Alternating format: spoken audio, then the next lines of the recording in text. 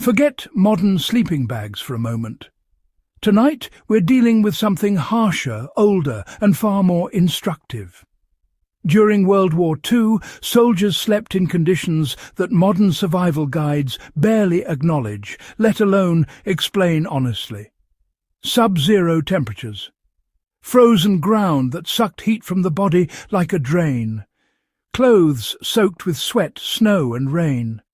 Artillery shock waves rattling the earth, while exhaustion pushed men to the edge of collapse. From the Ardennes forest to the ruins of Stalingrad, sleep wasn't rest. It was a calculated risk. What kept many of these men alive wasn't toughness or better gear. It was understanding. World War II soldiers learned, often the hard way, that cold weather survival wasn't about comfort.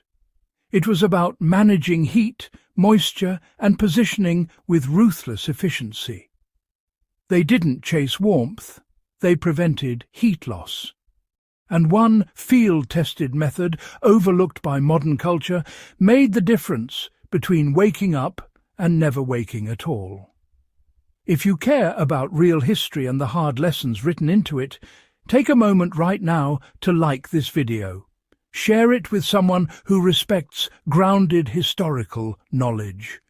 Leave a comment with your thoughts and subscribe to The Hard Past. This channel exists to preserve lessons paid for in frost, exhaustion, and experience.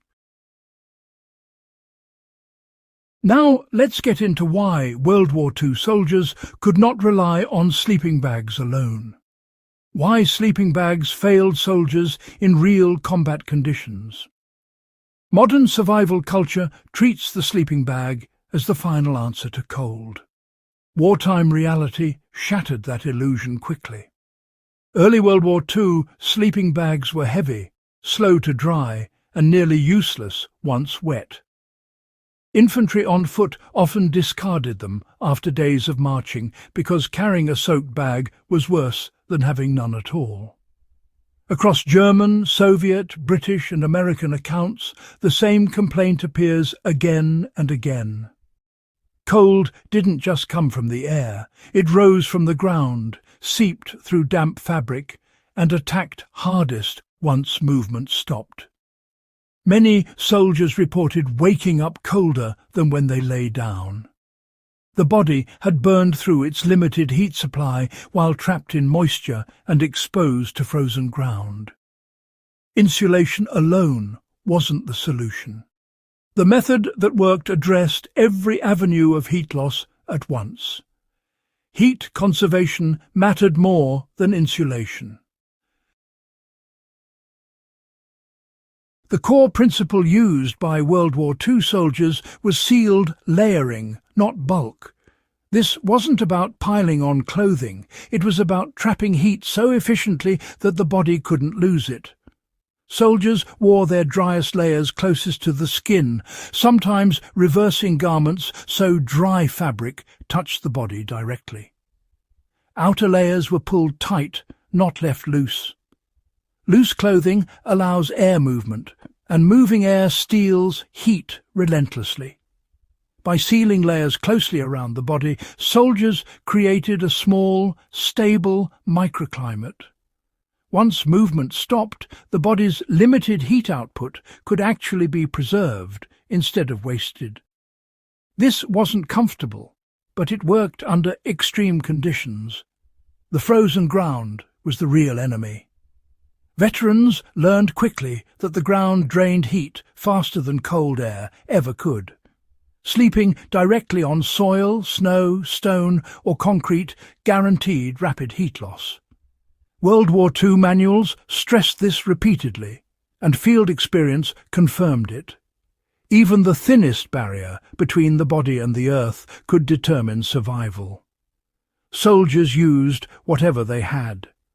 Packs, helmets, spare clothing, pine branches, straw, shelter halves, even ammunition crates.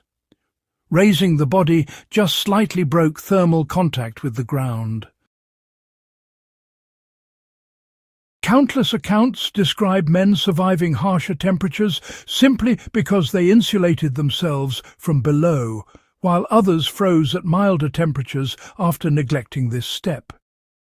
Moisture control separated survivors from casualties. One of the hardest lessons of cold warfare was that wet clothing kills faster than cold air. Sweat trapped in fabric drains heat continuously. Many men froze because they refused to remove damp layers, believing more clothing meant more warmth. In reality, dryness mattered far more than thickness. Soldiers changed into the driest clothing they had before sleep, even if it meant enduring a short burst of cold. Wet socks were hung inside clothing near the torso to dry overnight using body heat, a practice common among German mountain troops and Soviet infantry. Dry skin retained heat. Wet fabric invited frostbite. Body positioning locked warmth where it mattered. Sleeping stretched out was discouraged.